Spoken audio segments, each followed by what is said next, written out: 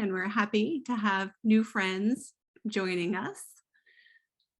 So today's session is the first of 3 offerings that we have planned for this year, and the series is titled Building from Strengths, Children, Families, and Communities in Pandemic Times. And we're viewing this new school year as an opportunity to focus not on what has been lost during the pandemic years, but on what we have discovered about learning in community and the strengths and resilience of children, families, and teachers. In this series, we're going to highlight the ways that educators are using these strengths to create new possibilities for learning and growth to help us cope with the complex and changing future that we are facing. Our future sessions will focus on children's agency and independence and children's relationships with the natural world. So all of our sessions will continue to be virtual this year. So we have hopes that we might all be able to gather in the same room sometime in the near future, but we like the way our virtual setting allows us to bring in people from far away to join us all across the country and even globally.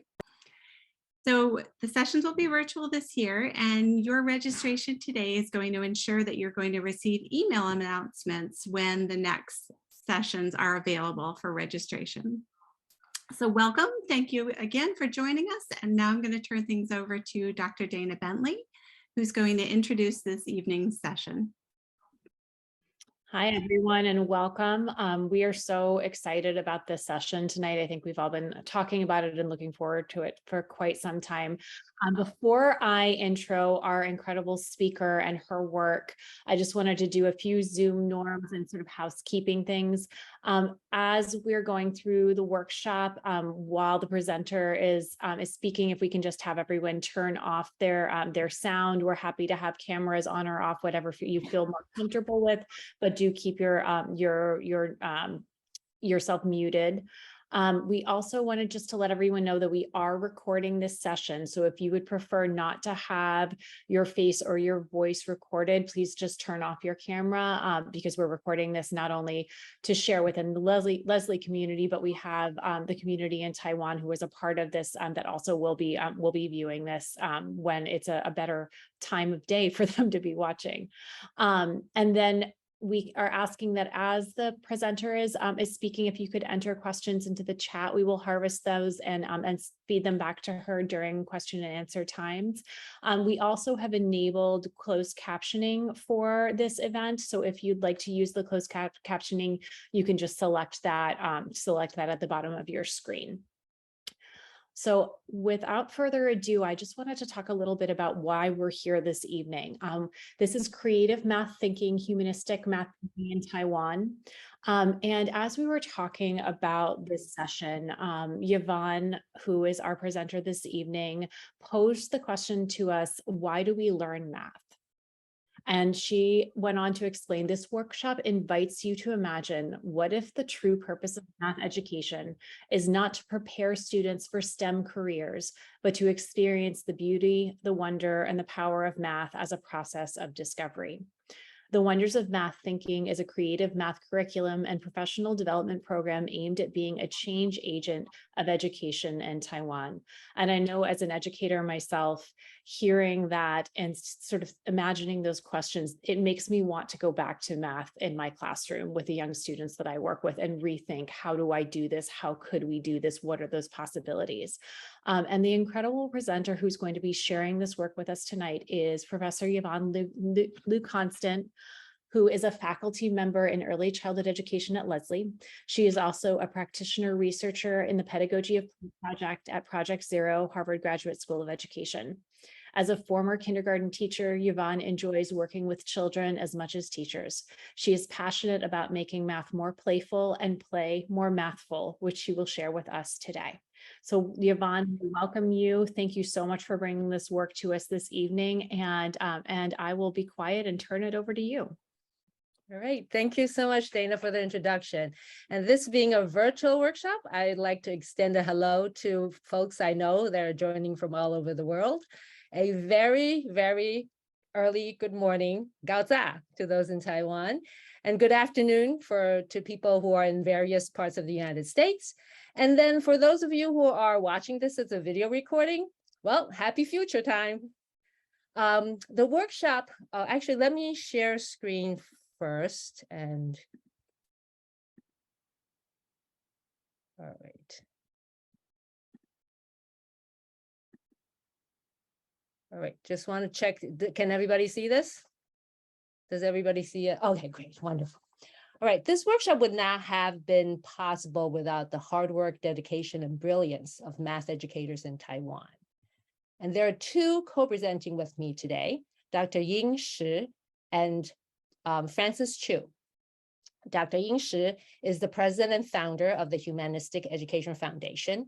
He is a lead author of the Wonders of Math Thinking curriculum, and he is a retired professor of mathematics at National Taiwan University. He was actually a professor while I was at National Taiwan University, but I didn't have the fortune to take a class with him.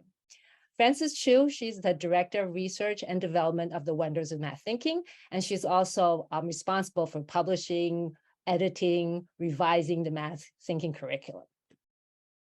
The Humanistic Education Foundation is a nonprofit organization dedicated to the development of human-centered education in Taiwan. It was founded in 1989, soon after the end of martial law, and it's the oldest education reform organization in Taiwan. Today, we will share with you one part of their work, the Wonders of Math Thinking, which is a humanistic way of teaching and learning math. Earlier, Erica had talked about how this series is about what we learned from the pandemic. Well, this workshop is actually what we learned in the pandemic, because as we are sitting home, not being able to go anywhere, this surreal environment made me and made them realize that, you know, the world is very big and very isolating, but it's also just one Zoom away. So we started these weekly meetings where we got together and talked about math, talked about education, talked about education in the States, talked about education in Taiwan, and that's how this collaboration got started. So in a very strange way, we have COVID to thank for the collaboration and for this workshop being brought to you today. So because of the 12-hour time difference, Ying and Francis are pre-recorded their presentations, and so that they won't have to get up at 4:30 in the morning, which is the time now in Taiwan. And you'll see their presentations later as this workshop unfolds. Oops, sorry. All right, so today's agenda, we have 3 topics that we are going to talk about. First, we will talk about why do we learn math? And then second, we're going to talk about how can we play math? And then the third one is I want to offer you an experience of 2 stories in the Wonders of Math Thinking. So starting with, why do we learn math? And usually, you know, when I ask people this question, why do you learn math? These are kind of the answers I get. The first one is I had to. It was part of school. And the second one is that, well, math is useful. It's useful in terms of, you know, the everyday, paying the bills, you know, measuring furniture, to reading election polls and trying to understand it. And it's also useful in terms of jobs and career, because you're good at math, you can get a good job in the STEM field. And that's usually what we think about. And usually that's my answer too. It's what A or B is my answer also. And then there are those people, those very special people who tell you, I love math. I learn math because I love math. And even though I'm here giving this presentation, I have to confess that I'm not one of those people. I was not born loving math. On the other hand, my brother is somebody who loved math from when he was very little.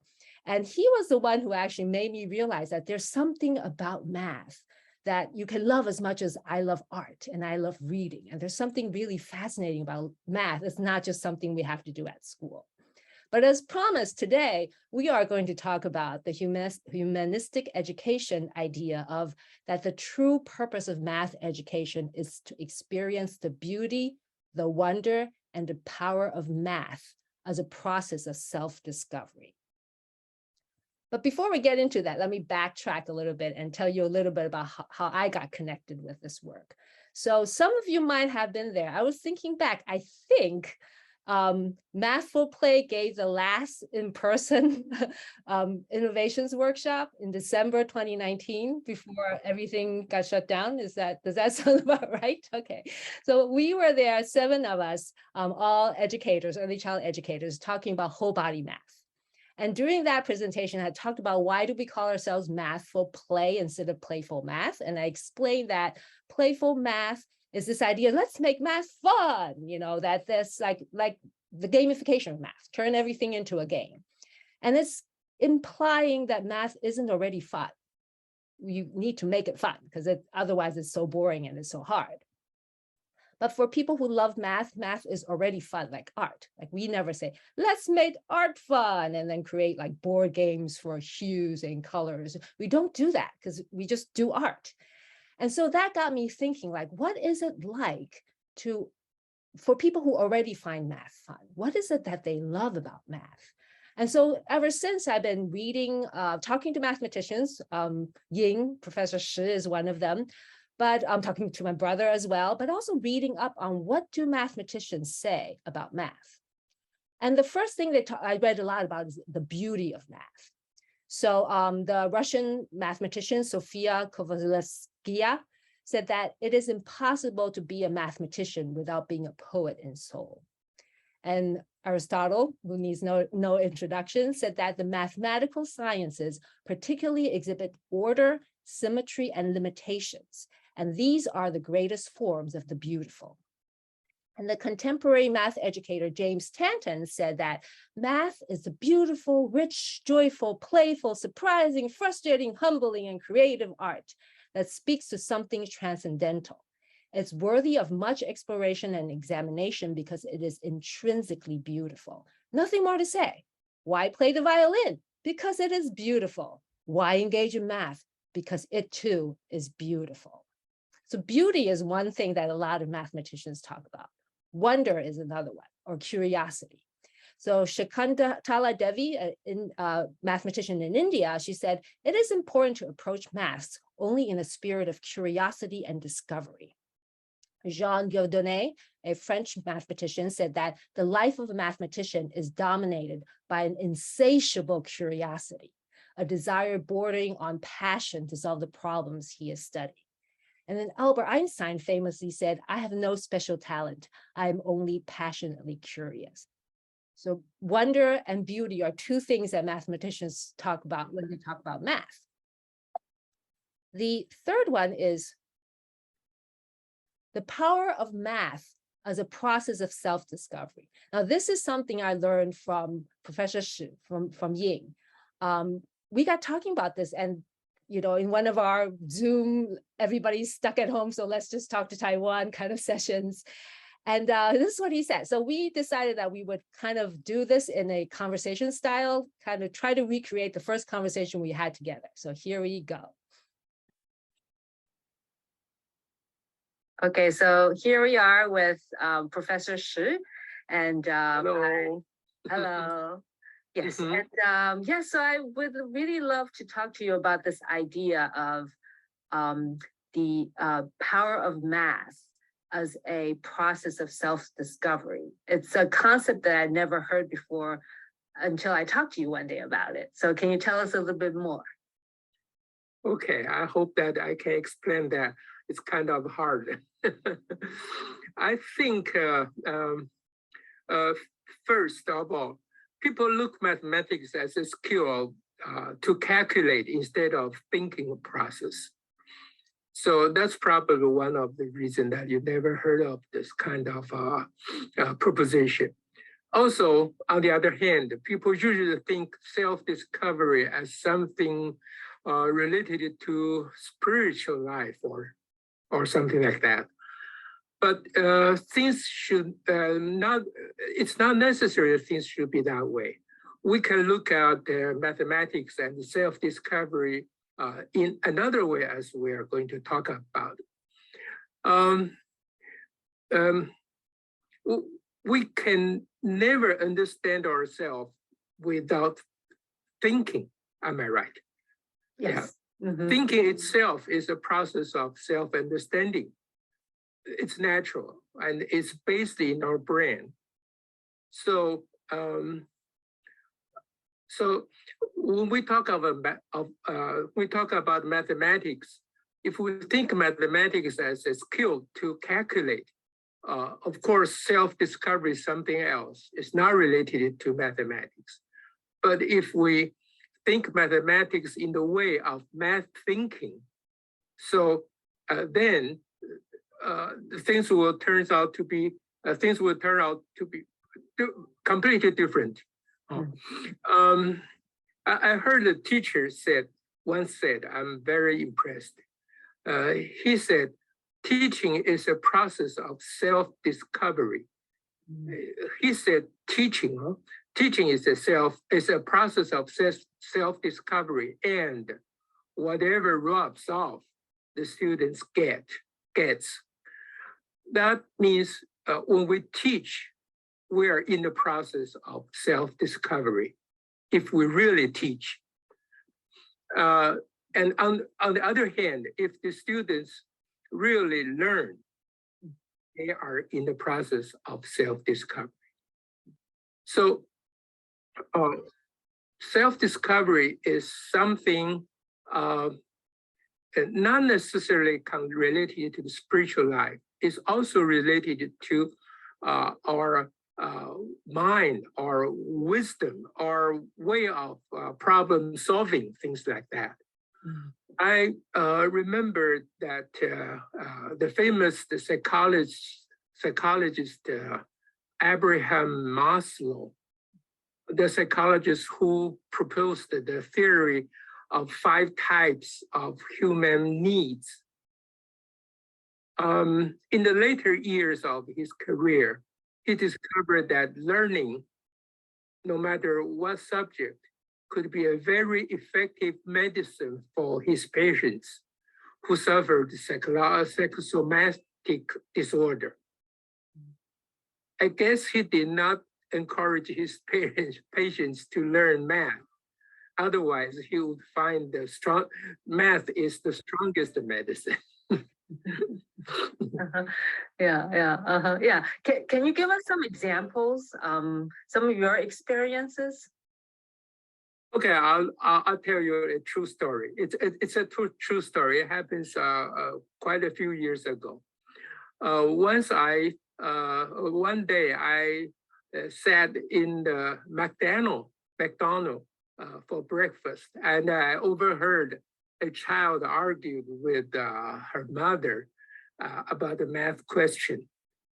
And the child insisted that 1/3 plus 1/3 equals 2/6 instead of 2/3. I mean, 1/3 plus 1/3 equals to 2/6. The child insisted to give the answer that way. I looked over the table to see the worksheet.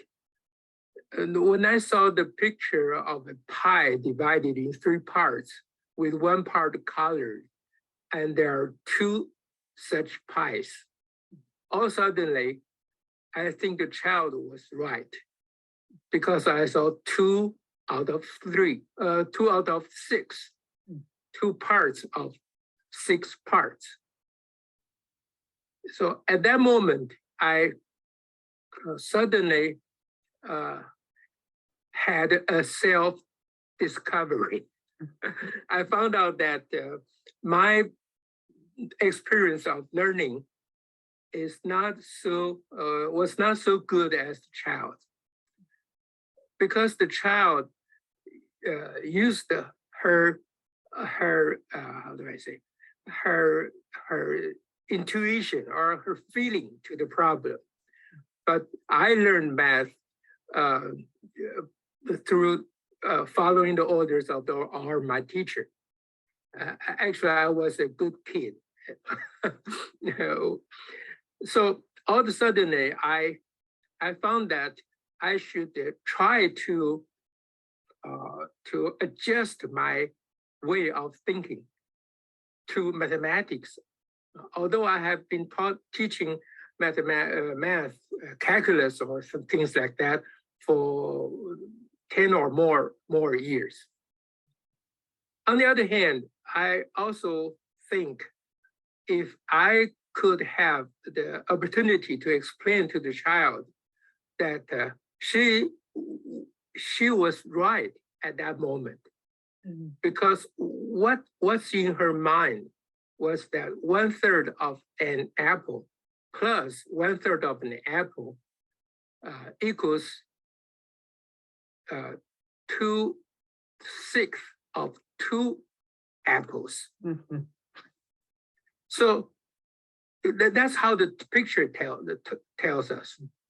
So if I have the opportunity to explain to the child that when we use an equation, we have to use the same unit.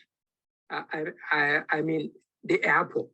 So when you say when you say 1/3 of an apple plus 1/3 of an apple, on the other side of the equation you should give the answer of the fraction of 1 apple, not 2 apples. So if the child can understand that, the child will have a very great self-discovery. She could find that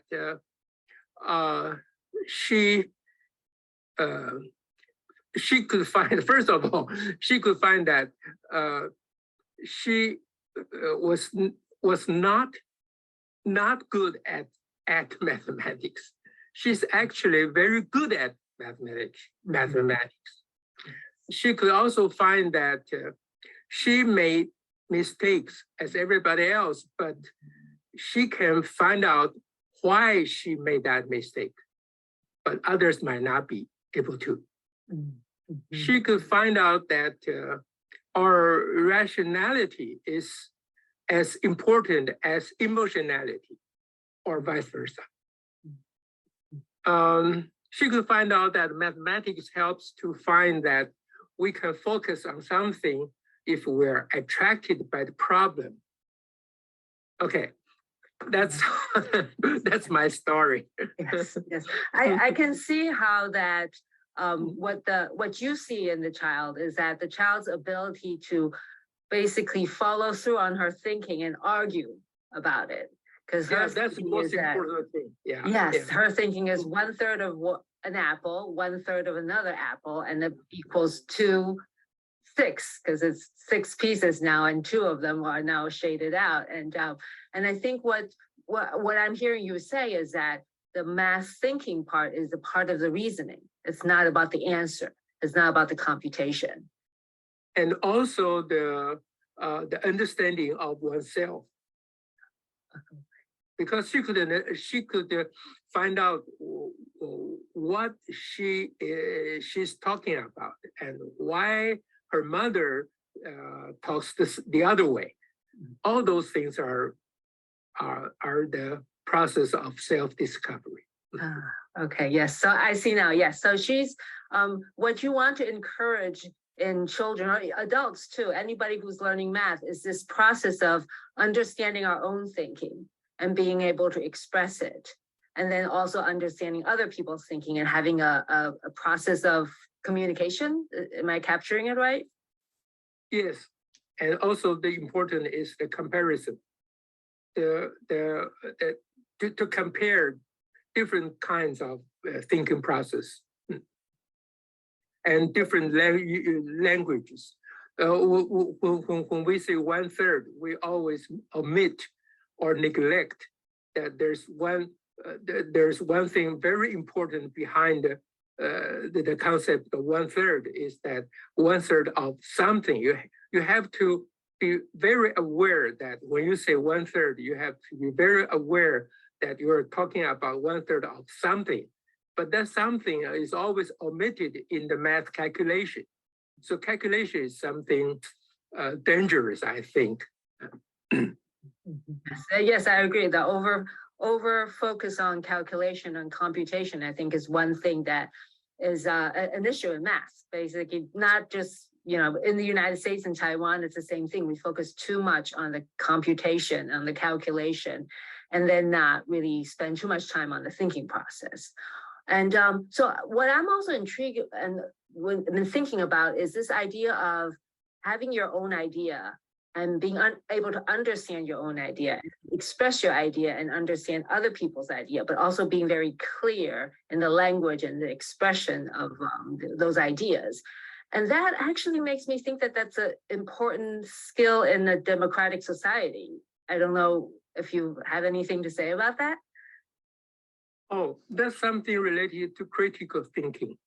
When we try to build a country, a democratic country that for the people, of the people, what Lincoln said before, that the people, how the people think and how the people make their decision is vitally important for this nation. So if we can teach our children that at the early years of their life, that thinking, make decision to solve the problem, to find the questions in all the things you see is very, very important for the child to be a citizen of this nation. I know what you're thinking. You think that why mathematics? Because if you learn anything, if you learn you really learn something. You also have you will also be in the process of self-discovery. That's true, but mathematics is a subject that is so simple and so pure. Actually, I think mathematics is the simplest and the purest subject among all subjects. Mm-hmm. So if we talk about social science, it's hard to have a clear-cut conclusion, whatever you're talking about. There are always different aspects of looking at things. But in mathematics, because it's simple and pure, so the problem is set in a way that there's only one correct answer. But there are different ways to explain the answer. But the answer, there's only one answer. So if we think of math problems, we're in a very safe environment. When I use the word safe, I mean that you do not have to worry. You don't have to worry that some other people will have some other opinion, and you will fall. Both of you will fall into an argument, and there's no conclusion at all. We will not face those kind of embarrassed situation. In mathematics, we can focus on the problem and focus on we can focus on thinking about the problems and feel it, and we can how do I say that? 调动全身的力量. Sorry, you can be fully engaged. Fully engaged, yes, that's the word. We can fully engage ourselves to the problem, so that this process will be a very good process for self-discovery. Mm-hmm. Yeah, I see now. So what you're saying is that because of in mathematics, we are heading towards the same answer, the same direction of the answer. It makes the discussion it makes the discussion easier in a sense, because it's not so much about one opinion or another opinion, but we're both trying to get at that same direction of the correct answer.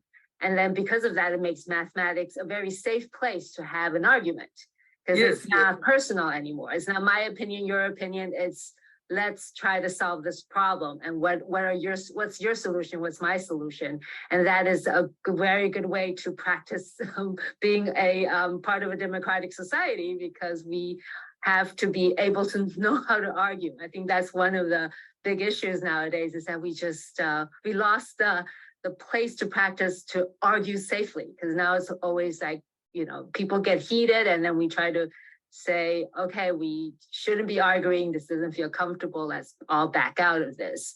But mathematics gives us that safe space to really kind of be almost savor that argument, or that because it's not just argument for argument's sake. It's argument as a process of solving problem, and then in the process also just discovering ourselves.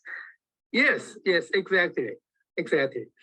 Yeah, so math thinking or the thinking mathematics, okay, not the calculating mathematics, is a very good tool to train, to practice how to be a citizen of the nation. We need that practice, because when we grow up, when we vote, when we vote for the presidency of Biden or things like that, we do not have this good practice. We do not have the opportunity to practice.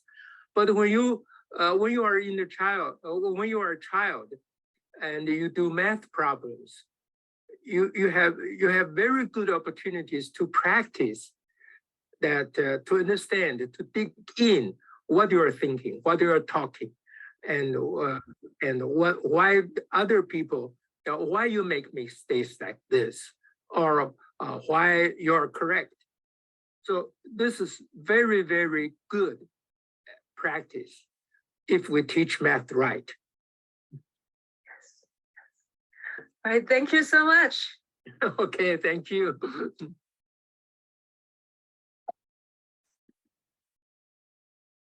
All right, and so going back to this idea of the power of math as a process of self-discovery, you heard what Ying said. Some other people said something about it too. Valerie Thomas, who's a NASA mathematician, scientist, engineer, she said that figuring out what you want comes from failing and then trying again. So this, keep going at it is the way of self-discovery. J.W.N. Sullivan, who's a science writer, and he wrote about the history of math. He said, mathematics, as much as music or any other art, is one of the means by which we rise to a complete self-consciousness. The significance of mathematics resides precisely in the fact that it is an art. By informing us of the nature of our own minds, it informs us of much that depends on our minds. And Ying talked a little bit about the idea of self-discovery and democratic thinking, critical thinking, democratic thinking. And I also wanted to add a little bit about mathematical creativity, how that is also a part of the process of self-discovery. So what is mathematical creativity, and how does it differ from other kinds of creativity? Well, in the research, we found 4 indicators for mathematical creativity. And the first is originality. To be creative mathematically means that you're able to find a solution that is unique and uncommon for that individual. So if you are 5 and you figured out that repeated groups is the same as multiplication, that is your unique original discovery. The second indicator is fluency, to come up with many different responses and solution paths to a problem. So being able to solve the problem, not just one way, but another way, and to be able to understand how other people are thinking, that is part of being creative mathematically. The third is flexibility, to change thinking paths when encountering an impasse or thinking obstruction, so not getting stuck. And then the last one is elaboration, to give in-depth reasoning behind a solution path. So this is what's said in the field about mathematical creativity. But I recently heard a TED Talk by Samia Talbi, and she talked about conditional creativity, meaning being the real reason we should study math, going back to the problem that I raised at the beginning. And she said that the creativity developed by math is very distinct So she compares that with art, with the arts. In the arts, there's this focus on being creative as being open and free and, just outside the box and starting from a blank canvas. That I know for those of you who study arts would say, that's a really gross overgeneralization, but that's a general kind of stay with me for a little bit. Okay, so this idea that math is different from that, arts is very open-ended when it comes to creativity. But what she said that math targets is your conditional creativity, meaning your ability to create, taking boundaries and limitations into strong account.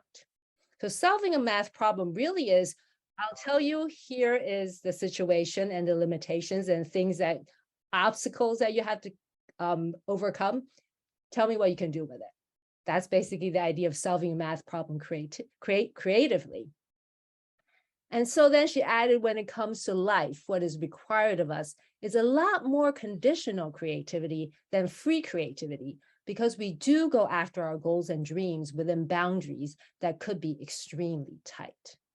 So with the open-ended idea of creativity, sometimes we would say, oh, I wish I would love to write a book someday. I would love to do this or do that someday. And then we're like, oh, but I don't have time, but I have this and I have that and all these reasons. And we say, okay, I can't do it.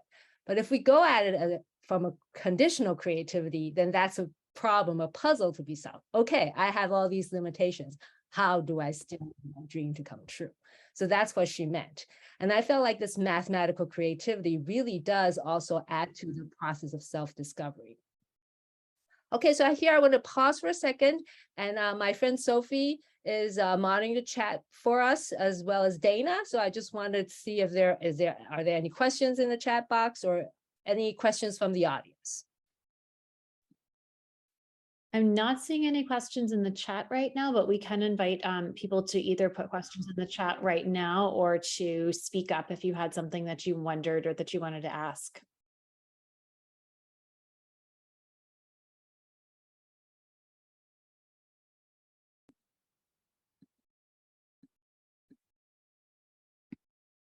Okay, maybe I'll move on now and then there'll be other opportunities. So whenever you see this cute girl smiling at you, that's time for you to raise your questions and comments. And please do type your question in the chat box so that, Dana and Sophie will read them, and then we can have a conversation when it comes to this slide. All right, so the next topic to talk about is how to play math. And there are many ways, of course. Earlier I told you I did a presentation on whole body math. Whole body is another way. But here I'm going to tell you about the humanistic education way. And this is really kind of nicely packaged, if you will, in their math, the wonders of math thinking curriculum. So their ways of playing math is, first, the teachers play first. Second, to engage in beauty and wonder. Third is to imagine possibilities. And the fourth is to celebrate errors. And first, let me tell you a little bit more about the wonders of math thinking.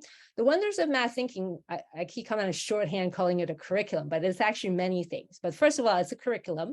It's a curriculum for grades 1 through 5th and 1st through 5th. And it was published in Taiwan in 2000, as soon as the Taiwanese government opened for people to publish textbook, because it used to be government controlled what can be published as a textbook.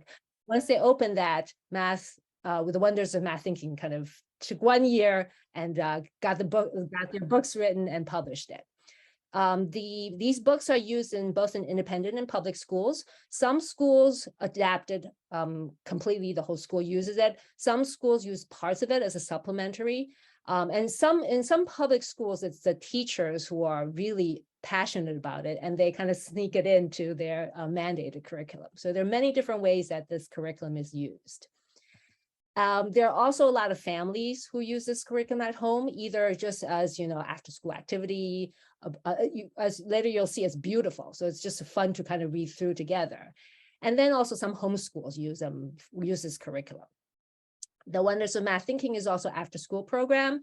The Humanistic Education Foundation has classrooms in different cities in Taiwan. So there are afternoons, after school, in the afternoon, late afternoon schools, there are weekend schools. Kids go for an hour to 2 hours and have kind of like an enrichment activity. And it is a teacher professional development program. This is a very important part of it because the wonders of math thinking, as you can probably guess by now, it's a very different way of thinking about math. It's not about computation. So in order to have this working, the first thing we need to do is to work with teachers. And so it's a teacher professional development program. And then finally, and probably most importantly, over the 23 years it's been in existence, it's become a community. And they call themselves the wonderland of math thinking, 树想国. This community has teachers who met during teacher professional development and became lifelong friends, parents whose children went through the program and they came back and become teachers, children who graduated from the program and came back and become teachers. So it's a very vibrant community. And so the first idea is that teachers play first. And they believe that it is important for teachers themselves to play together to solve challenging problems and to enjoy having hard fun for two reasons. One is that so that they can grow as confident math thinkers themselves. And two, that they can grow as experienced guides to children's math thinking. Frances Chu is the Director of Research and Development, and she is in charge of all the professional development activities. So she's going to walk you through how she would guide a teacher or how she runs her professional development. She'll give you a 6-minute version of it. And here we go. Math Thinking is designed as a set of illustrated books for children to read independently. Through a set of questions, it guides children to guess and to think as much as they can and discover something they've never thought of before. If adults can experience a similar learning process, they too will find it playful. So in our teacher professional development workshops, we ask teachers to slow down their reading and think as much as they can. What could they think about? One way is to stop their reading and guess what might happen next. For example, the main math concept of this story is about the multiplication of 8. The story starts like this. Grandpa was reminiscing about his childhood and told his grandson that once he was kept after school by his teacher because he couldn't memorize the multiplication table for 8. He got very worried because he was going to be late for his after-school job of selling popsicles. This illustration here is what a classroom looked like 70 years ago in Taiwan, and Grandpa's childhood experience of working after school to help his family was typical of his generation. The student in this picture is Grandpa, and on his box to popsicles, he reads 8 cents for each popsicle. We stop here and ask the teachers to guess, what do you think happens next? Some might guess maybe Grandpa found out how to memorize the multiplication table that day after school, so he was able to sell popsicles. If the story went this way, there's the good intention of encouraging students to learn the multiplication table through Grandpa's experience. However, to clarify and push for further thinking, we asked the teachers, what exactly was Grandpa's strategy for memorization? What does it mean for teachers to read and get this, regardless of what the author wrote next, so they're elevated to the status of conversing with the author? When teachers continue reading, they might realize, my thoughts are exactly the same as the author's, and feel validated and gratified. On the other hand, teachers might find out, how did the story go this way? I would never have thought of it. This creates a sense of being challenged, which leads to curiosity and an eagerness to read on. Next page, the grandson found a contradiction. Each popsicle costs 8 cents. If Grandpa knows how to sell popsicles, how does he not know the multiplication table for 8? What is your guess? Grandpa said he pretends, which means he didn't use the multiplication table. But how did he pretend? At this point, we ask teachers not to read down but to guess. Without using the multiplication table, how can you figure out how much 3 popsicles cost? Remember what Grandpa said, pretend. No matter what the teacher's guesses are, when they read on, they agree that this is a smart way to use addition. 3 popsicles, pretend that you receive 30 cents, and then you return 2 cents, 2 cents, 2 cents, total 66 cents. In this way, we read a page or two, stop and guess, and compare our thoughts with the book. The teachers feel like they are traveling to a new place, slowing down and looking carefully at details, enjoying surprises and discoveries. The enjoyment cannot be achieved while moving quickly. Of course, there's the premise. The place we travel to must be rich and special enough to worth our while for a long, slow visit. Toward the end of the story, the multiplication table has been rearranged. The answers on the left are the result of smaller multiplier. So it's easy to use Grandpa's idea of pretend to figure out. What about the numbers to the right? The answers of 8 times 6, 7, 8, 9 are the result of adding 40 to all the answers to the left. This is Grandpa's second strategy. Remembering that 5 groups of 8 is 40, and 8 popsicles can be divided into 2 groups, 3 popsicles and 5 popsicles, so the total costs 24 plus 40 cents. In class, the children really enjoy this way of multiplication. They will pair up the multiplier numbers. 8 times 3 is 24, 8 times 8 is 64. Before introducing the story to the children, teachers have had the first-hand experience and enjoy the revised multiplication table themselves, because it's not only tell a story of selling popsicles, but also explains the distributive law of multiplication. Moreover, they figured it out by reading, thinking, and discovering math for themselves. This makes the learning extra playful.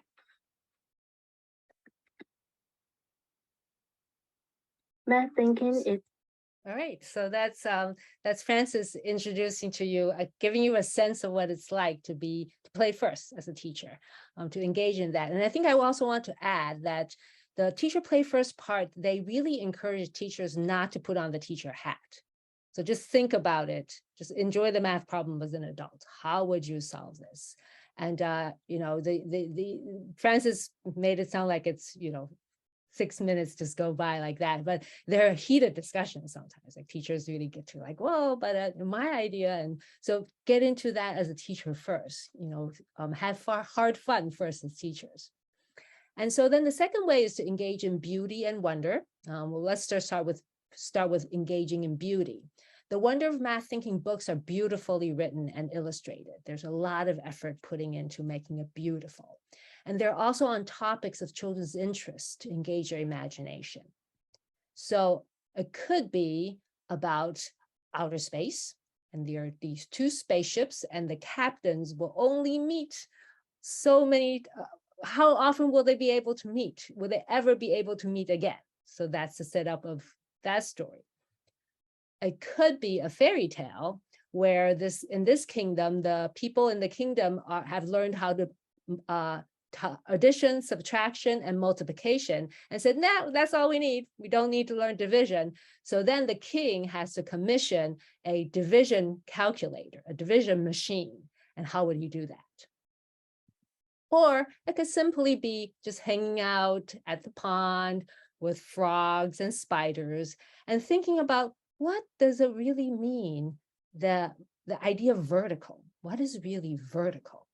So these are some of the ranges of the beauty and the wonder that captures children's attention to walk into this math story, this wonderland of math. And then engaging in wonder. The idea is that the challenging problems or hard math are not to be avoided, but you use to provoke a sense of wonder. So you'll hear later on when I talk about classroom documentation that the teachers say a lot, take a guess, 猜猜看, just guess, let's guess. But it's also about facing the unknown, not with fear and frustration, but with curiosity. And what the teacher said a lot is weird. Isn't that weird? Is anything weird about this? Because, when we first face unknown, that unsettling feeling is really weird. But we can just jump into say, oh, I'm so scared. Math is so hard. I can't do this. Or I'm so frustrated. Math is dumb. Or we can say, hey, let's react with curiosity. What's weird about this? Let's look at it and let's talk about it.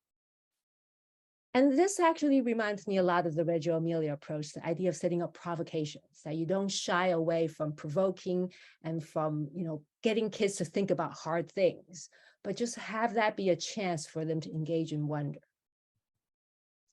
The third way is about imagining possibilities. And you would hear a lot about math being about imagination. We oftentimes hear art being about imagination, literature being about imagination, but math, it's about imagination. Because if you really think about it, imaginary numbers, hey, they're not really real, right? Or like the fourth dimension, the fifth dimension, or these shapes that they keep coming up with that doesn't really exist, only in this other kind of, world that math is about imagination. And it gets to a point where it's abstract and you can't really touch it, feel it, draw it. It's imagination. And so they have an emphasis in the wonders of math thinking to think before do. And this is not to say that hands-on experiences are not important, but it is to set aside some time in the day where reasoning with your imagination comes first. And later on, when I talk to you about classroom documentation, you'll see examples of how they talk and talk and talk and talk, and only later have the things out and the kids like, oh yeah, now we got our hands on the objects. And then the last one is about celebrating errors. In math, right answers are important. And this is something that's hard for somebody like me who grew up with an exam with the big red X's, wrong answers. And it's much easier for us to say, oh, that's okay, it's just a mistake. The process is more important than the product. Oh, it's just a oopsie, that's okay, you learned something. But fundamentally, in math, it really does matter.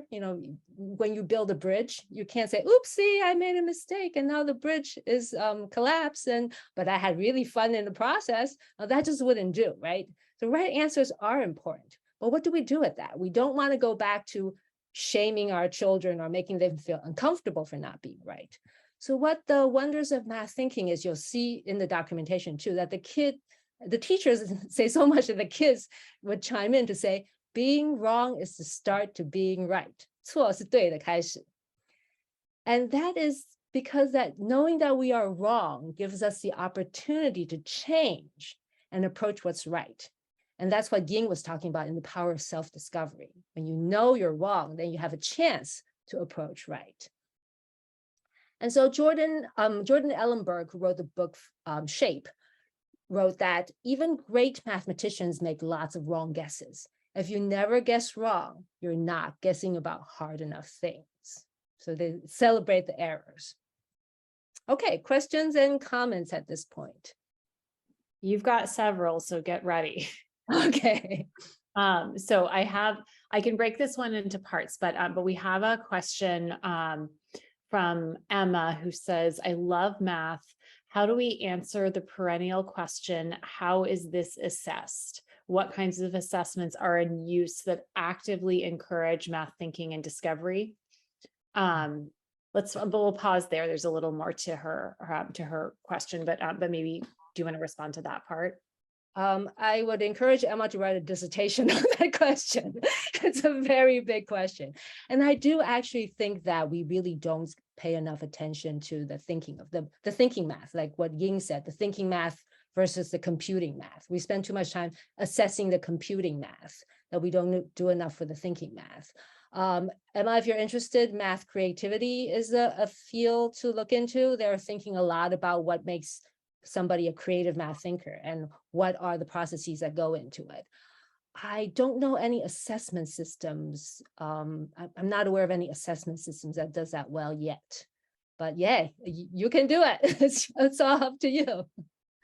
The other half of her comment question, she shared there's so much pushback for teaching computational thinking and discovery because they're difficult to assess at a large scale. Additionally, errors are often rich and show intuition and intricate thinking patterns. How do we value these? And I know you spoke to that a little bit, but I thought I'd just sort of bring that back out. Yeah. Yes. Emma. I'm with you. And yeah, it's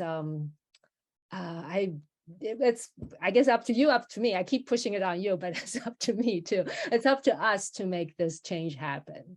Yeah.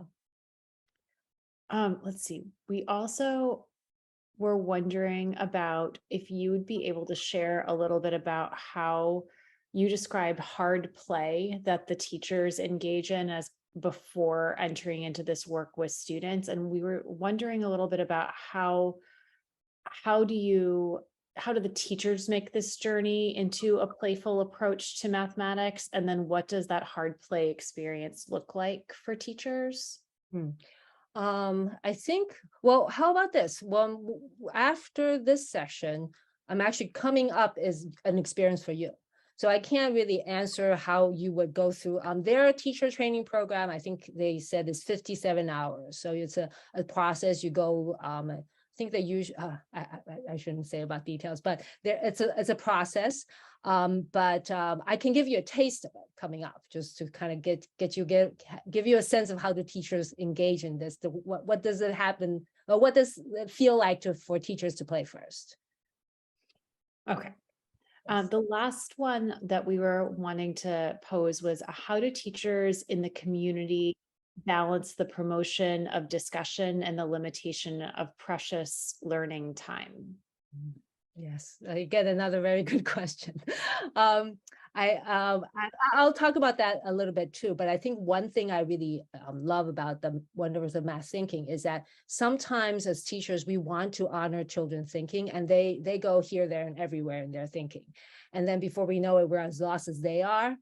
The great thing about the wonders of math thinking is that it gives you ideas of where you might go.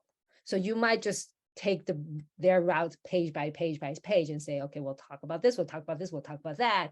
Or you could just, when you're very familiar with the curriculum, you could hop around and like, oh, that kid is talking about that part. Okay, we'll go there first and come back to here. But I think what's wonderful about these math stories that they write is that it's not just about raising a question, they also kind of walk you through the logic of it. So as a teacher, when you understand it, and the children, when they read it, it helps kind of move the conversation along. So it won't be, everybody kind of the blind leading the blind, this idea and that idea. And, it's like I said, eventually we have to approach the right answer, but sometimes the conversation feels like it's going further and further away. And the curriculum could help in that sense. I think you've hit all the questions for this time. Okay, all right. So hopefully the next part would help you. I saw that Ramana has her hand up. Yes, Ramana. Thank you so much. I really appreciated Dr. Shi's disposition towards mathematics. And he talks about math as a process of self-discovery. And I felt that in his story, it really emphasized not only the approach of the child to problem solving, but the strength-based perspective of it, identifying the child's strengths. And it was a very humbling story, because you realize as an adult, how we construct the question is just as important as the answer. And in your presentation, you also speak about conditional creativity. And I thought that was really very remarkable. And it resonated with me, because how do you hold, the approach towards the right answer and hold the significance of creativity and acknowledging each child's disposition towards problem solving. And I feel that, you know, through math talk and engagement and discussion, you can really elevate the process of self-discovery. And I really honor that because I think when I became a teacher, I learned, you know, this perspective that math is the language of science. And I've always appreciated, you know, nature-based education. And when you apply mathematical thinking to, you know, an understanding of the natural world, you really see its beauty and sense of order, Yes. Mhm. which is really remarkable. And I think it speaks to, you know, children's, you know, innate sense of curiosity and interest in actually creating a sense of order in their world, like understanding things. So I just wanted to thank you so much for sharing that interview. Oh, thank you. Yes, it's always wonderful. You can only imagine every Wednesday night, our conversations is just really wonderful. It's just, you know, wonderful cure to the pandemic is the isolation of the pandemic to have these conversations every week. Yes. Okay, so I'm going to move on so that we can get an experience. Okay, so the next piece is going to be the experiencing of the wonder of math thinking. And this is how we're going to approach it. So we'll teacher play first. So you will think and wonder as adults in breakout rooms. And then also after you talk about what you wonder about as adults, yes, you may put on your teacher hat and ponder what children might think. And then we'll come back and share a few highlights. And then I will share with you the classroom documentation from Taiwan. And then after that, we'll have a little bit of question or reflection. And so there are two math stories that I would like to share. The first one is called, What Do We Think About 5 minus 3? And this is under the our Massachusetts math curriculum standards under the content area of operations and algebraic thinking. And then the second one is, What Do We Really See? That's geometry. Right, so what do we think about 5 minus 3? And here is the story. I will read it to you and I'll leave this up when it's breakout room time, but here is the first 2 pages of every book. Every story is a sort of a spread 2 pages. And this is, as you see, there's a ladybug bus that arrived in this magical land. And there were 5 little monsters that went in the front door and 3 little monsters that went out the back door. So how many are there on the bus now? That's the question. And so on the right side of the page, you could see that somebody sort of conversationally said, that's so easy. 5 minus 3 equals 2. And the question then is, do you think that's right? And why? Okay, so we are going to go into breakout rooms. And for about, I would say, let's say 7 minutes. And you can talk about what first you think as an adult, then you ponder what children might think, and then when we regroup, share one. Okay, everyone's back, Yvonne. All right, great. Okay, just wondering, discoveries, puzzles, or just in general, what did you talk about?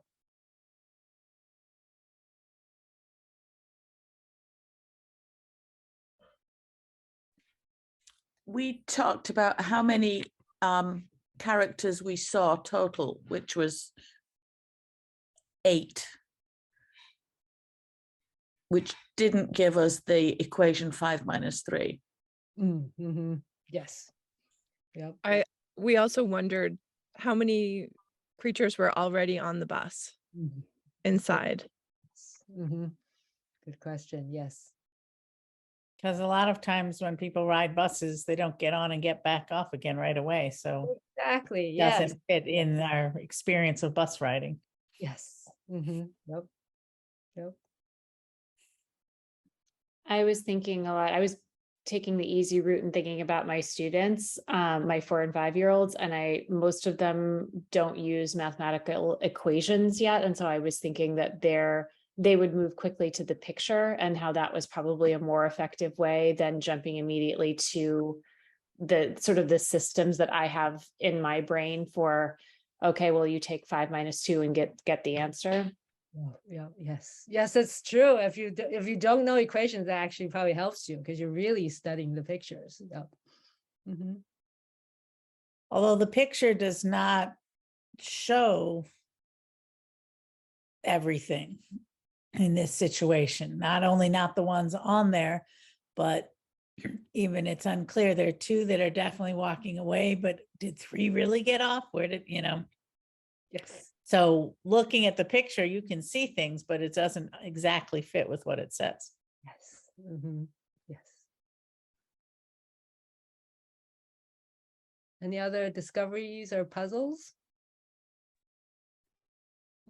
Oh, someone's saying in the chat, someone needs to drive the bus. Yes, yes. What about the bus driver? That's often the first big aha, there's somebody already in the bus. Yes. Mhm. Other thoughts? Oh, our group been talking about like if there would be a possibility that students may be engaged in the story more and then they forget about the mathematic process and how to balance that. Yes. And also one thing is the other picture, like you see 8 people, so it's like the visual information and what you're getting from the story is not really matching, so it really takes more effort to understand the story and then put it into that picture. Yes. Yep. Yes. All right. So do you want to hear what the kids say? All right, here we go. Oops. So this is what happened in the classroom. So the teacher set up the story on the whiteboard, and then she asked, so how many are there on the bus now? And the kids, child A said, how many were already on the bus to start? Just as you asked. And then B said, yeah, I have the same question. C said, I think 3. And A said, if you don't know how many were already on the bus, you won't be able to figure out how many. And the teacher said, is that true?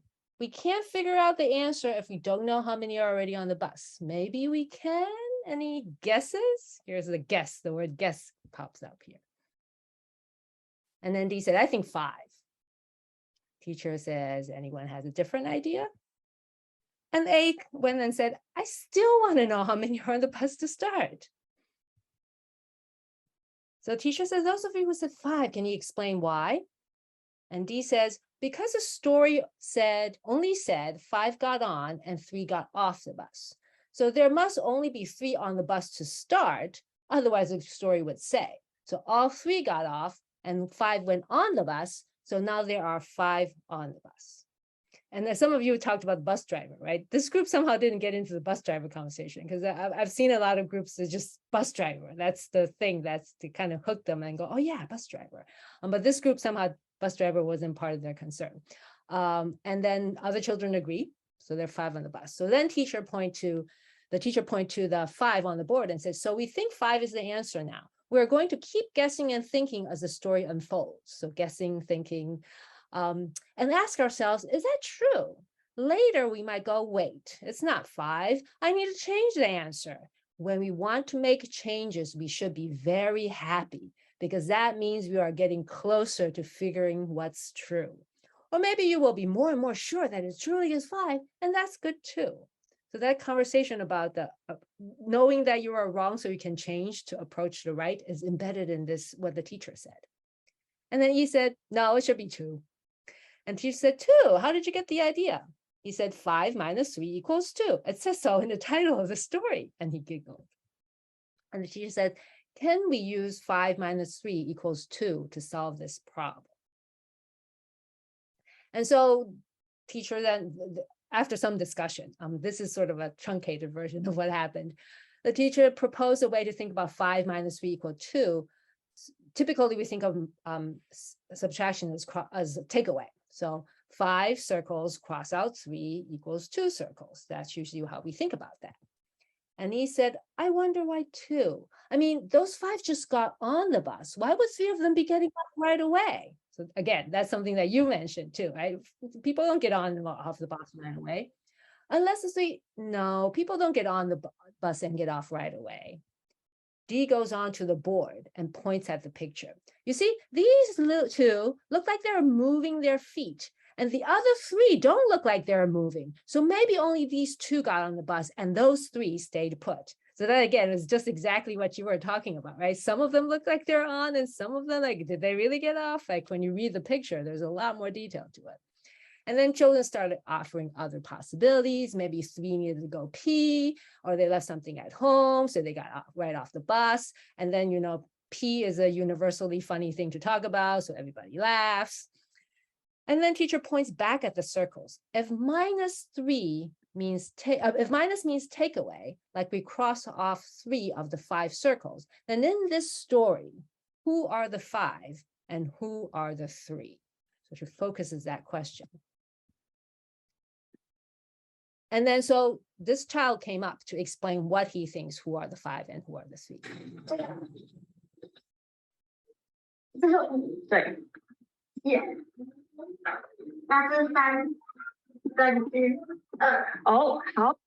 Okay, so that's his idea. And then the teacher asked the children about D, his idea. Can it be written as 5 minus 3 equal 2?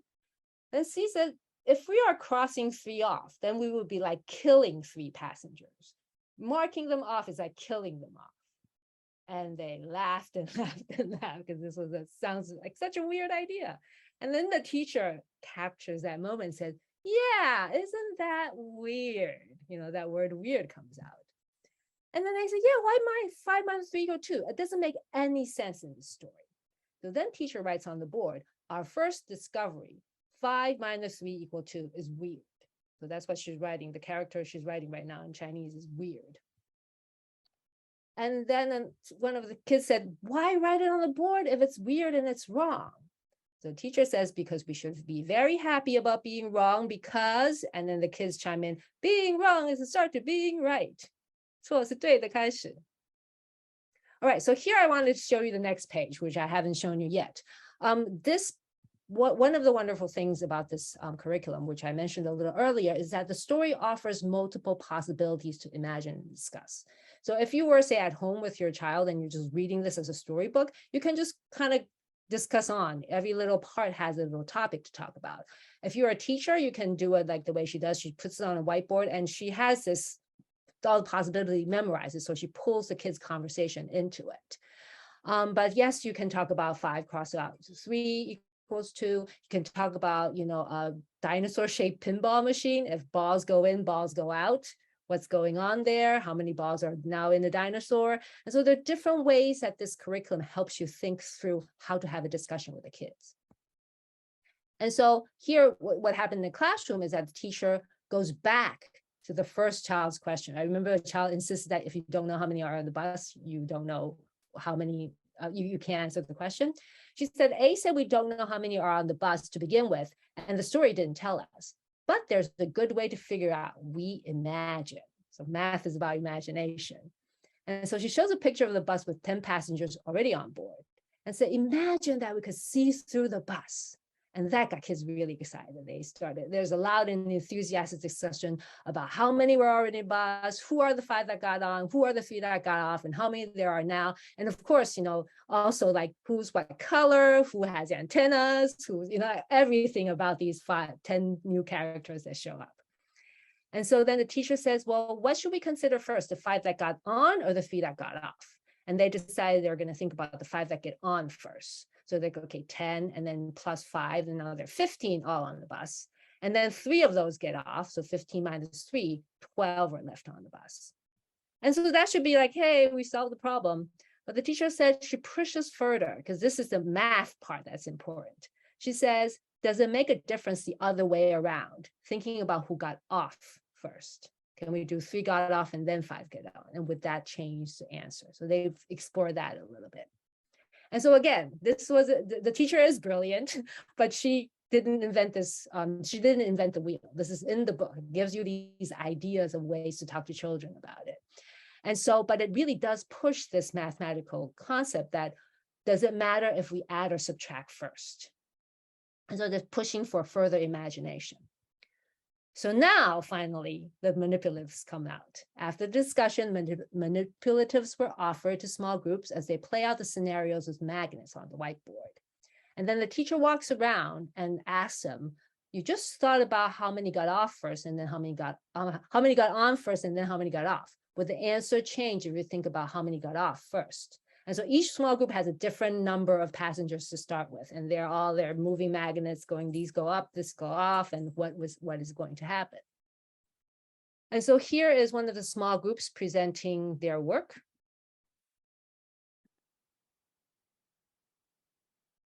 Oh, 我要反问这一组，请问你们是先想上车还是下车？好，先想下车，那谁帮我们演下车？哦，疫情帮我们演下车，下车1个，下车2个，下车3个下车。好，下车结束之后，算字会写。好，8减3等于5。好，接着要想的是上车。好，谁帮我们演上车？佩欣帮忙演上车，1个、2个、3个、4个。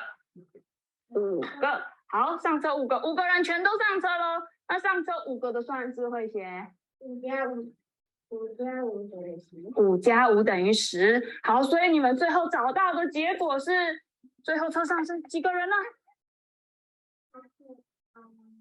原本8人，最后10个人。So that was a small group, how this small group solved it. And so in the book, this is a part of the book that I really love because it really teaches critical thinking. It actually teaches metacognition. You see these two little guys, they stepped out of their story and they're looking at the book and they're saying, what kind of story is this? We couldn't see how many were on the bus and they had to trick us. They tried to trick us with 5 minus 3. So now you're talking about talking back to your math problem, right? I never had that experience as a student that I could say that math problem is problematic to start with. And here you're teaching kids that you can step out of your story and critique what's going on. But also this talks about the big pattern that you see is that the big idea is that 5 minus 3, even if you don't know how many to start with, you know that there are 2 more. So minus is the idea of more, not necessarily takeaway. And so the teacher used these ideas, and here's what she did. She, instead of just kind of sticking with, oh, this trickster problem, she's like, hey, how about we all make some trickster problems. So here are some of the kids' tricky problems. A box with unknown treasure, someone stole 3 pieces, and someone else felt sorry for the owner and added 5 pieces. How many pieces of treasures are in the box? A pencil box with some pencils, a student took 3 and another student added 5. How many pencils are there now? And this one, my favorite. A guy lost 3 hair and grew 5 hair. How much hair does he have? And this is so wonderful because really you don't know how much hair he has to start with, right? It's not possible to count. But also the teacher worked on all the small groups, putting their numbers on the board so you can see a pattern because math is about seeing patterns. It's the right answer is important, but it also is important to see patterns of patterns of answers. And so then from this, the different numbers that their small group figured out together, they found that 5 minus 3 means 2 more. And that's the important part of this lesson. Okay, so I'm going to skip questions and comments now because I want to get into another experience, and then we can get back together and talk about question and comments all together. Okay, so the next one is about what do we really see, and we'll do the same process. This one is called the shape 3C, and it says, do you like to draw? Some people feel that a good picture must look like the real thing. Others think that it's more important to express ideas. But if we are trying to draw exactly what we see, will we see anything like this, or like this, or even like this? And then when we get back, one more question I want you to think about is, take a page from literally a page from the math thinking teachers, is it weird? How so? Is anything weird here? And how so? So let's do a shorter discussion, about 5 minutes, and then we'll come back. Yvonne, would you like the same breakout groups or new groupings? Yes, let's do same groups. Yes.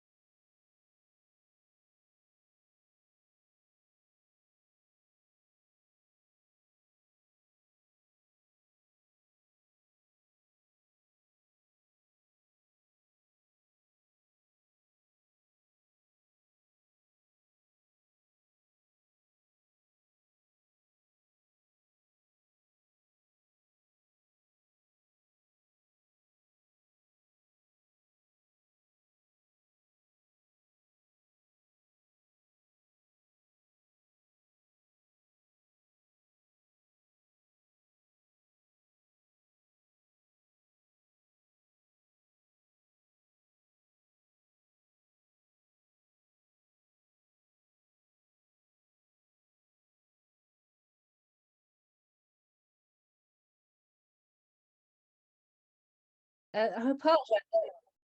I apologize. I just realized that you can't see the picture while you can't see the PowerPoint while you're in breakout rooms. I didn't realize that. So I'm so sorry, because I meant for it to leave the picture up so you can look at it while you discuss.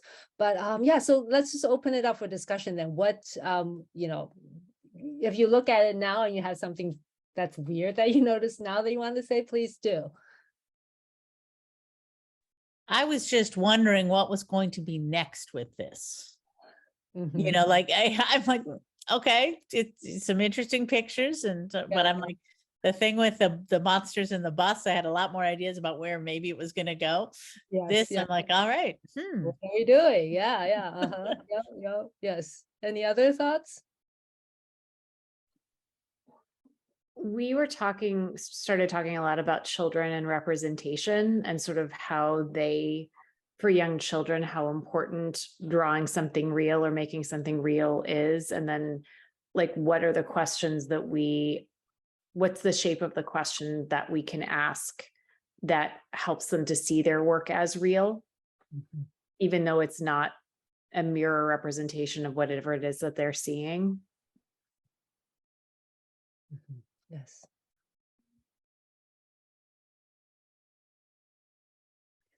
Other thoughts from other groups?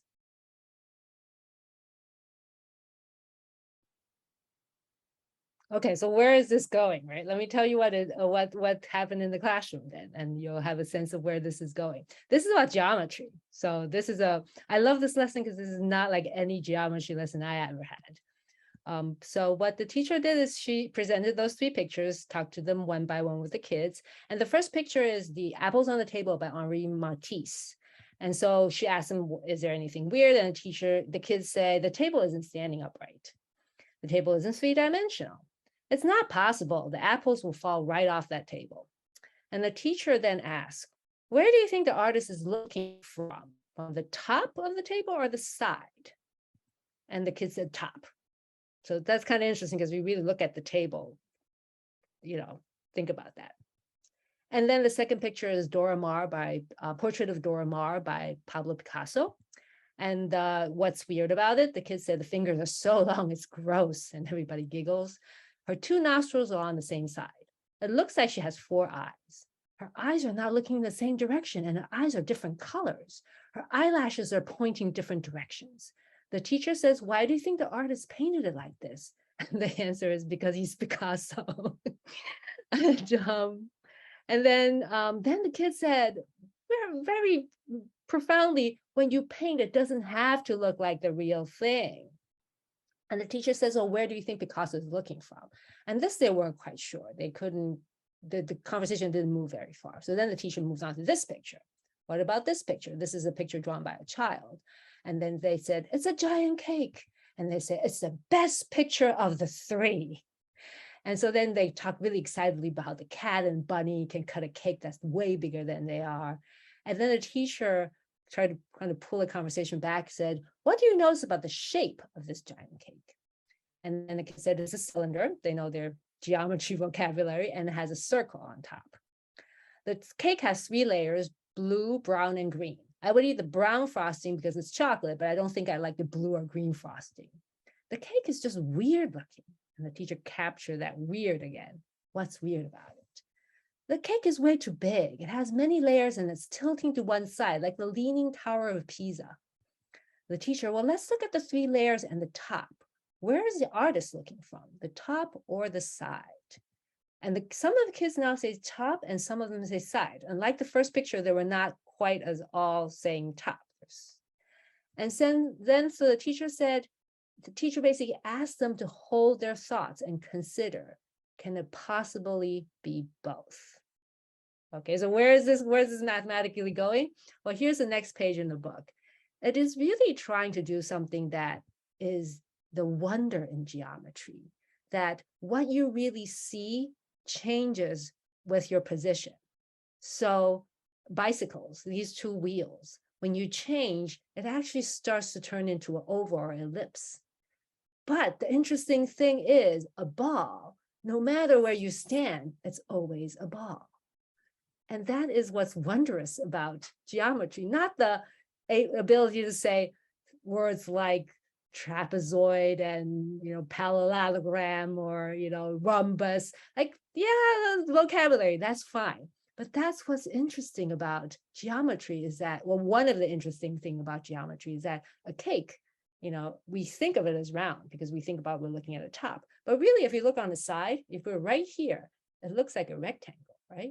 So those are the kinds of things we want mathematicians to be thinking about, not just like name that's called a rectangle and that's called a circle. There's nothing wondrous about that.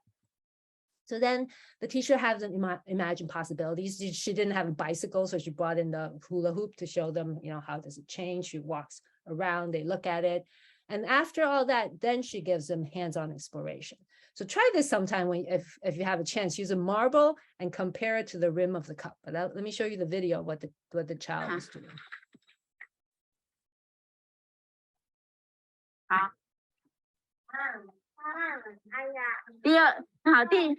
第四题就是刚刚那个，就是你把 Okay, and what she is doing is the idea that teacher got on this page. And try it. When I tried it, oh my goodness, it's almost like the world opened to me. All of a sudden I realized, yeah, all these things I thought were surely circles really are not. And see if you can try to find how do you move it around and so that the marble really kind of fits right in the rim. And then so from then on, finally, we talk about vocabulary. Ellipse. It's called an ellipse. A squished circle you see when you see circle from different angles, it's called an ellipse, and oval is the common language. And then we're talking about different kind of ellipse. And this part I also love is that they have these multiple choices with little boxes you're supposed to check off, but they say, guess which one of these are ellipse when you remove the pieces of paper covering the shape. So there's some mystery that's partly covered, but there are multiple choices are not one of those you're right or you're wrong, but they're guesses. And again, you can celebrate errors like this. So I'm just this is the last page of this book. This is quickly kind of speeding to the very end.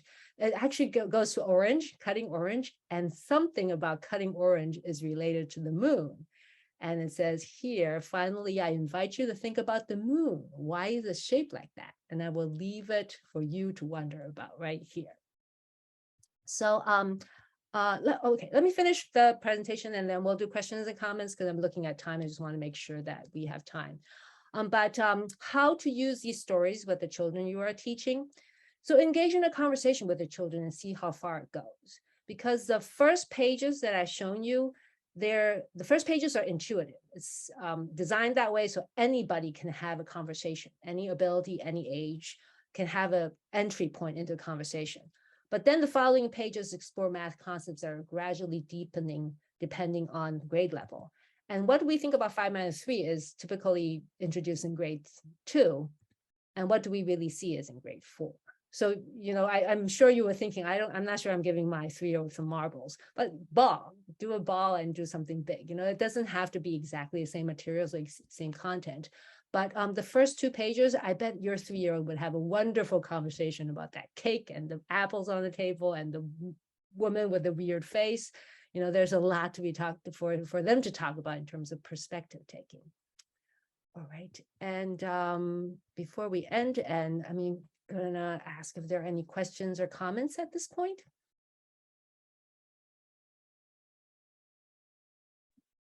So I don't know if you have this kind of information, but I'm wondering if you could speak to how you have seen this kind of work impact kids' mathematical thinking in the long term.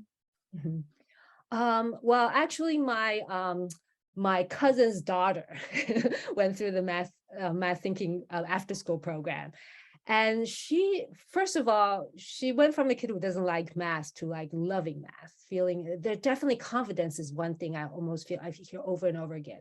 Kids who don't think math is their thing, they love the story and they get into it. It's about having ideas, talking about your ideas. And they feel like, oh, I can think like a mathematician. I might not be fast as a computation, but I am very good about thinking about these things. So I think that's one.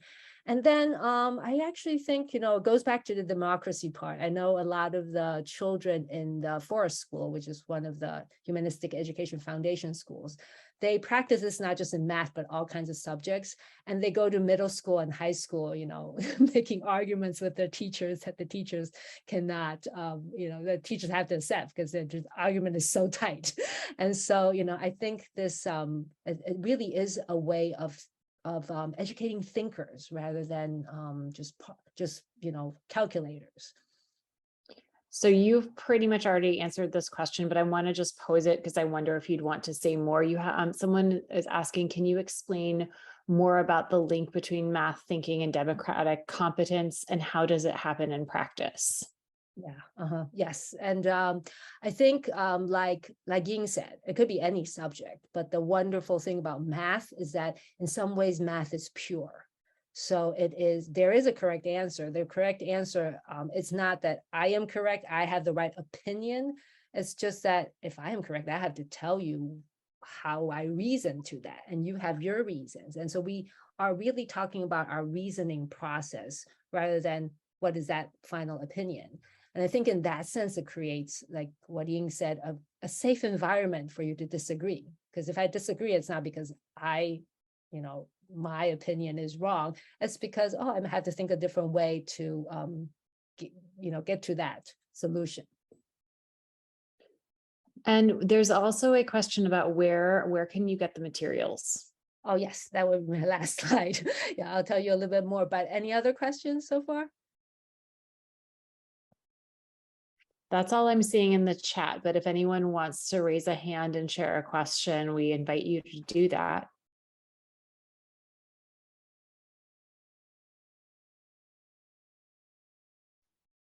Hi, Yvonne.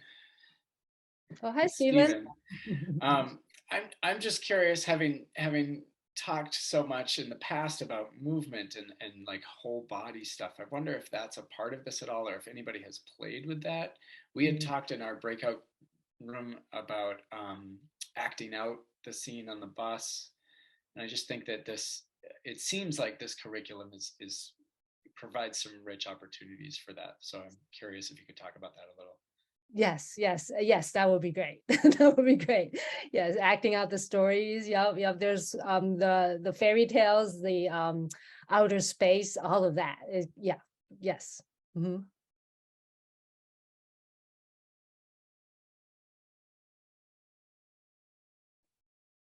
Any other questions?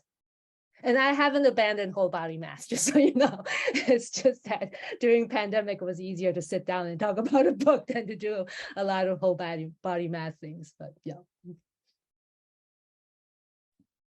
I'm not seeing any other questions in the chat right now, Yvonne, if you want to move on to the next slide.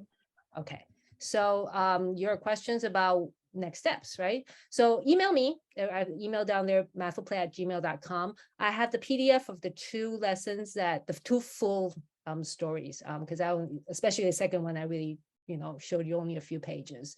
And then there is a accompanied guide for teachers and families that I also have translated. So if you're interested, let me know. I can send those two to you. And then one thing I would say, since we were working on translating some of these stories, but we're not quite there yet. But if you look for beautifully illustrated books that are available, there's so many beautiful children's books in the United States. And then think about the math discussions that can come out of it.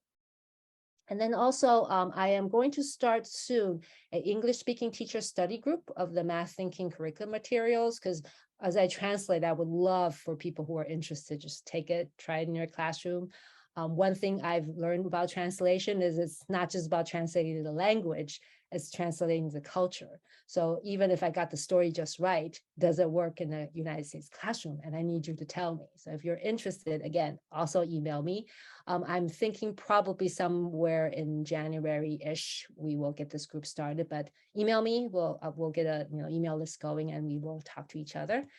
And then also just follow Math Will Play on Facebook and websites for updates if there's anything. If anybody has a really good book that they thought everybody should know, this is a great math conversation, put it on Facebook and we can all share it. And that is it.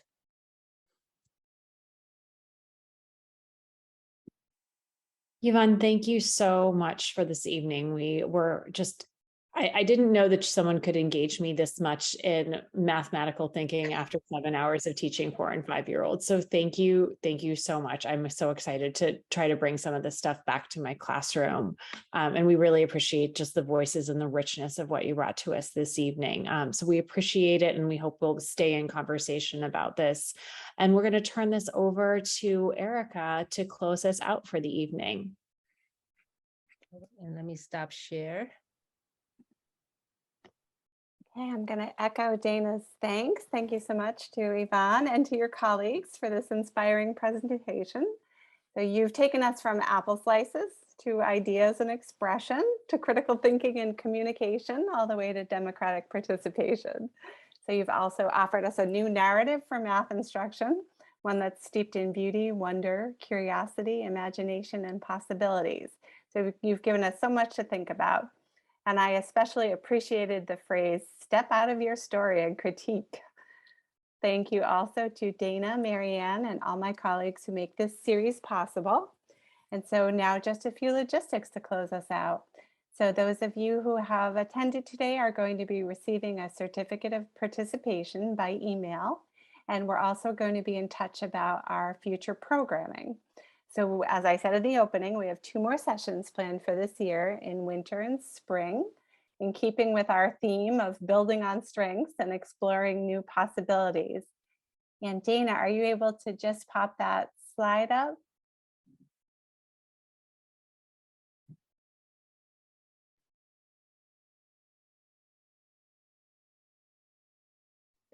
You're muted, Dana.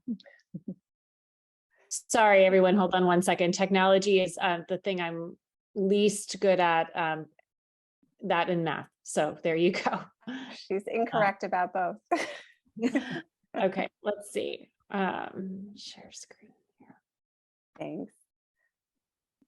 I just wanted to give you a sense of the next 2 sessions.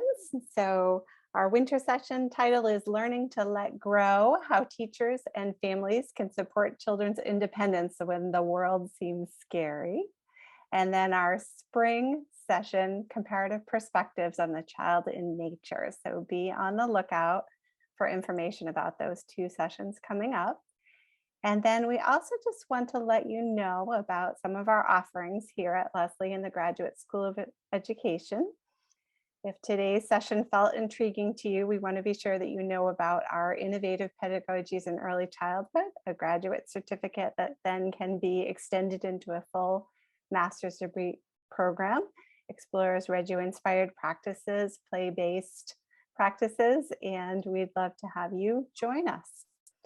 So if you have any questions about the innovation series, about our programs, about our courses, if you want to connect with us in any way, we welcome that conversation. And we thank you so much for spending 2 hours with us tonight for this wonderful conversation. Thank you, Yvonne. It was fantastic. Thank you.